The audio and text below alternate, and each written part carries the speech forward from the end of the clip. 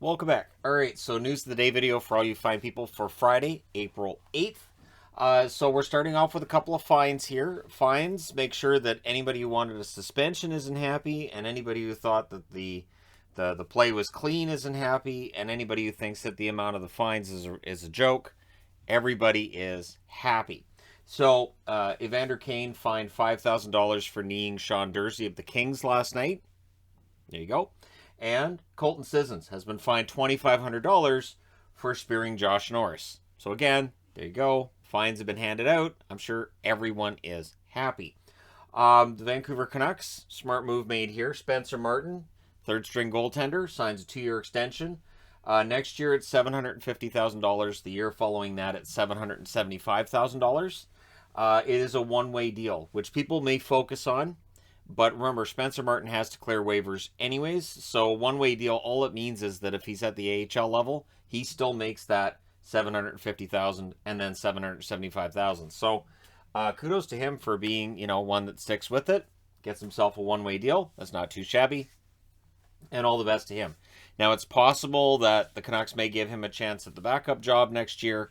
And if they do, at $750,000, that's some good cheap goaltending right there. So either way, whether he ends up staying here in Abbotsford and playing here or ends up playing with the Canucks as a backup, I think it's a good move for both him and for the organization. And keep in mind, when he was picked up, that was for expansion draft reasons, so they could expose him in the draft, and yeah, that's why they picked him up. Austin Matthews, of course, last night reaches 55 goals. So that's a new team record, beats Rick Vaive. Rick Vaive has said he wants to see him hit 65. And with the way that Matthews has been scoring over the last couple of months here, he could do it. Matthews, and I've said this in recent videos too, Matthews makes it look easy.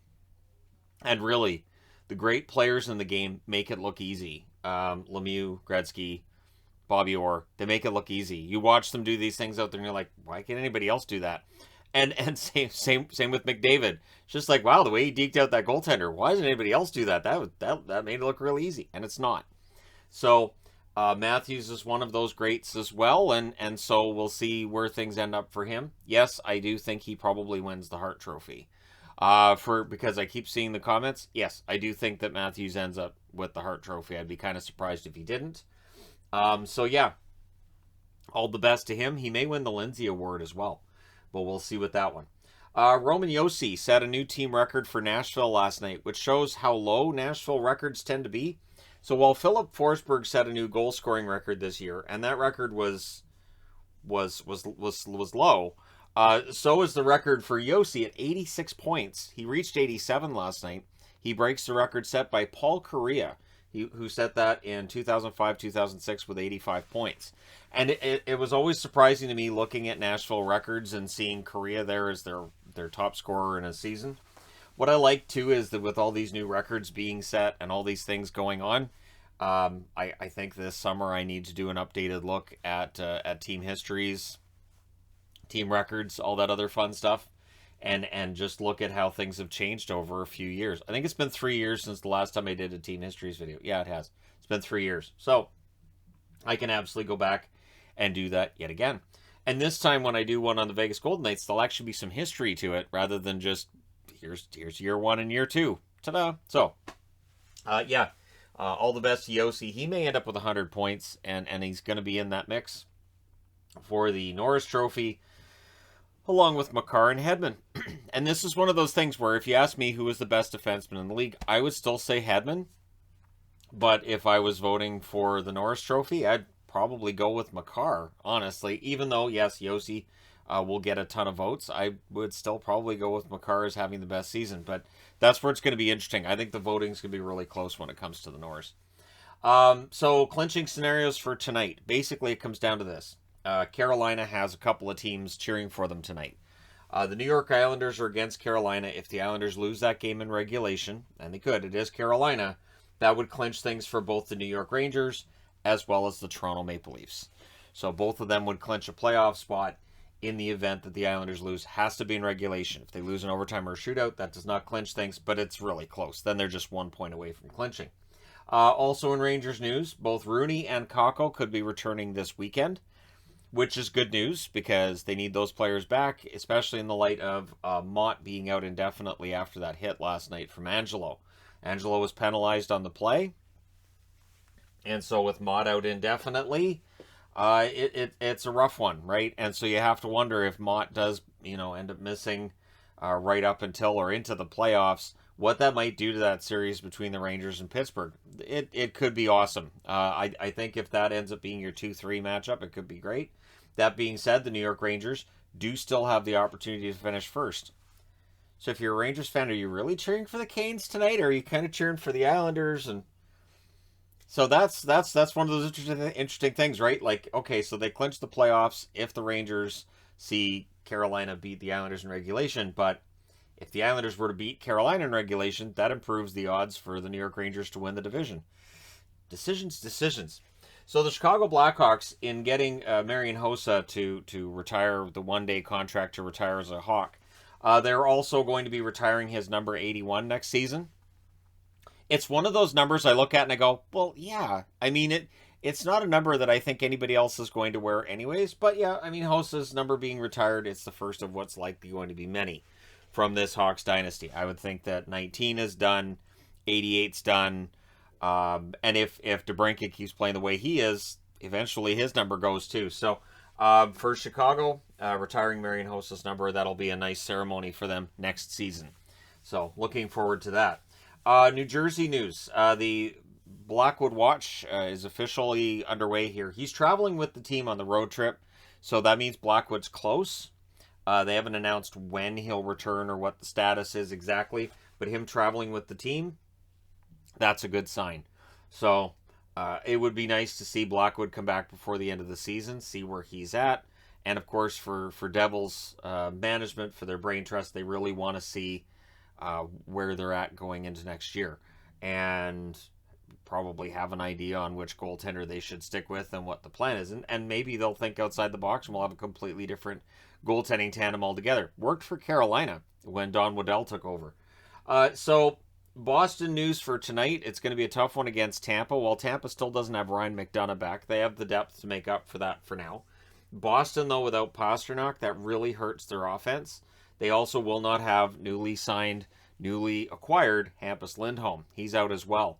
And the way that they're playing it really close to the vest, it could be either way. It could be these are just day-to-day, they're not a big deal, or there's some panic somewhere and they could end up being longer term, but they don't want to talk about it. So for Boston, I would not be entirely surprised if Tampa beats them tonight. Tampa's at home, Boston's on the road. Boston won the last two meetings. If Tampa wins, it splits the season series. And then it would drop Boston back into a wild card spot. It would give Tampa third spot and potentially a matchup in the first round with the Toronto Maple Leafs, which, of course, we would all really very much like to see. And one of the reasons that it's funny, too, because you would think I'd want to see Boston-Toronto again. I'd rather not. I've seen that series twice. I'd rather see Boston against Florida. Carolina, too, sure. Or the Rangers. Boston and the Rangers could be fantastic. That's an original six matchup, too. But I think Tampa Bay and Toronto would be a heck of a fun series. I think that series would be great. A lot of free skating out there, and it would eventually get kind of ugly. But you've got a couple of veterans on each team that can maybe keep things pretty steady out there. I think that'd be a fun series, but we'll see what happens. So Pierre LeBrun reporting on the search for a general manager in San Jose, making it clear that the owner in San Jose has no interest in a rebuild. So this is a team this is where it gets awkward. San Jose has missed the playoffs now 3 years in a row. Something's not working. So if you have an owner that's saying, yeah, but we're not going to rebuild, so you're not going to trade off veterans in exchange for draft picks and all this, I guess you're just going to be spinning your wheels potentially, unless you can make really smart trades and or really smart free agent signings as well. I don't know how far away San Jose is, but I don't think it's just one move or one player away from being in the playoffs. So we'll see, but they're not interested in a rebuild, and they're going to do an exhaustive search for a general manager. LeBrun also saying they're aware that some of the guys they might want to interview probably are busy right now and may not be available until the offseason. So the guys in charge right now, with Doug Wilson stepping aside, will likely stay in charge through the rest of the playoff period, because San Jose's not in them. but into the draft and into free agency, and they have faith in him to do that, and that a hiring isn't in the offing anytime soon. So also, Pierre LeBrun reporting that ESPN, TNT, they really liked the NHL's start date this year, which was April 12th. And so even though that's about a week later than we normally see the start of the season, that will likely be the starting point for next year as well. Although the NHL wants July 1st to be the date when we get free agency. And I agree. Canada Day, Free Agent Day, that was the way of things for a long time. And it's great. It's great having these set dates for events in the NHL and all that. And it's a national holiday in Canada. So sure, yeah, let's have Free Agent Day that day. But a later start appeals to the networks. The networks may get their way. So that would mean a slightly condensed schedule if they want to get back to a normal schedule for awarding the Stanley Cup. And or maybe during the playoffs you don't have as many days off. There have been some playoffs where I've thought there's just a lot of days off between games. And or there might be days between one round and the next where I thought they could have put games in and they didn't. So maybe they just get more creative with the scheduling. But it looks like the mid-October start likely happens this season too. And it doesn't take that long before that becomes the new tradition. So while I have been saying for a while, I would love to see the NHL start the last week of September, it looks like they're going to start mid-October instead. And I say that because then you get the Stanley Cup awarded in early to mid-June. And then, you're not dealing with huge heat waves outside and really crappy ice as often as we do at this point. So anyways, I guess mid-October is fine because they're going to do it whether I like it or not. So I might as well say it's fine. See, there you go. Let me know your thoughts in the comment section below regarding any of these items on the board. Don't forget to hit like and subscribe. I did mention it. Yeah, I got everything. All right. Yeah. So don't forget to hit like and subscribe if you haven't done so already. Channel's getting close to turning to another 1,000 subscribers, 233,000, I do believe. So thank you guys so much, each and every one of you that have hit the like button, that have hit the subscribe button. It means a lot. And hey, thank you guys so much for all your support along the way. I'll talk to you again soon.